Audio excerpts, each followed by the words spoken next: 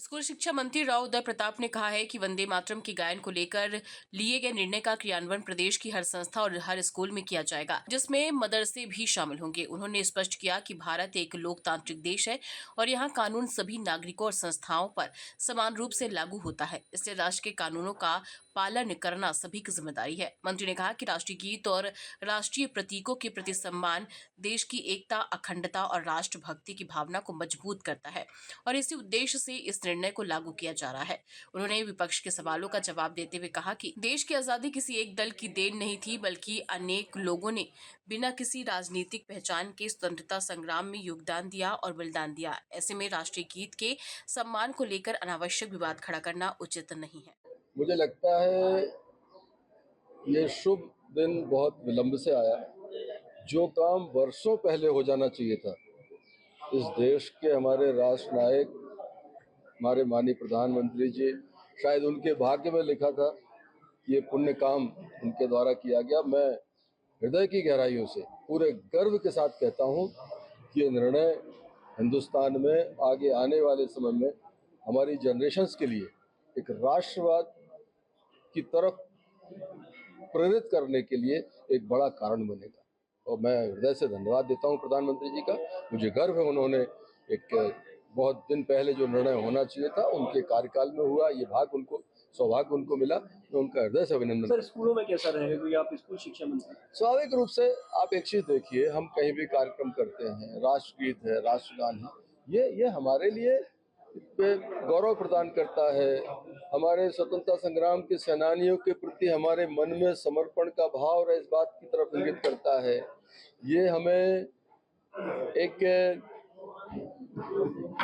किसी भी कार्यक्रम के पहले, किसी भी कार्यक्रम के बाद, किसी भी शिक्षण संस्थान में अध्ययन के पहले, अध्ययन के बाद, ये एक ऐसी व्यवस्था है जो आपको एक दायरे के अंदर, उस फ्रेम में आपको खड़ा करती है। आप स्कूल जाएगा बच्चा, राष्ट्रगीत, राष्ट्रगान के बाद अपना दिन शुरू करता है, उसको अंदर से अनुभूति होगी कि हम ऐसी शुरुआत कर रहे हैं जो हमारे राष्ट्र के लिए, हमारे स्वयं के लिए, ये आगे आने वाले क्षण ये बहुत महत्वपूर्ण है। कब से स्कूल लागू कब से स्कूलों में? ये जो अपेक्षा होगी, कोई भी कानून बनता है, कोई भी नियम, अधिकांश स्कूल स्वमेव इसका पालन करते हैं, अधिकांश संस्थाएं स्वमेव इसका पालन करती हैं। लेकिन मुझे लगता है जब ये कानून का रूप लेता है तो स्वाभाविक रूप से मैंडेटरी होगा, हर संस्था, हर स्कूल, हर संस्थान को इस पर क्रियान्वयन करना है। और ये मैं तो कहूँगा बहुत ही अच्छा मंत्री शर्मा का ये कहना है जिन्होंने आजादी में भाग नहीं लिया वो वंदे मातरम की महत्व को कैसे समझेंगे? वरिष्ठ नेता, उनको समझना चाहिए कि आजादी का ठेका केवल उनका नहीं था। आजादी में जिन रणबांकुरों ने भाग लिया है वो किसी एक दल के सील सिक्के के मोहताज नहीं थे। वो राष्ट्रवाद से ओतप्रोत इस देश को आजाद कराने के लिए पूरे आंदोलित भाव से उन्होंने अपनी सहभागिता सुनिश्चित की।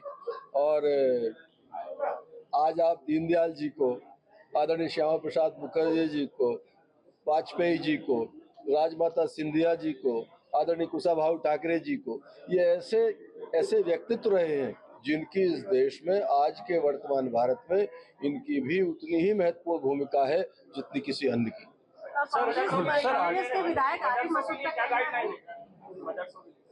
पूछ रहे हैं मदरसों के लिए क्या गाइडलाइन रहेगी? नहीं, स्वाभाविक रूप से ये हिंदुस्तान, भारत जो है हमारा एक फेडरल स्ट्रक्चर जो रहता है, प्रजातंत्र में हर कानून हर एक के लिए बंधनकारी है।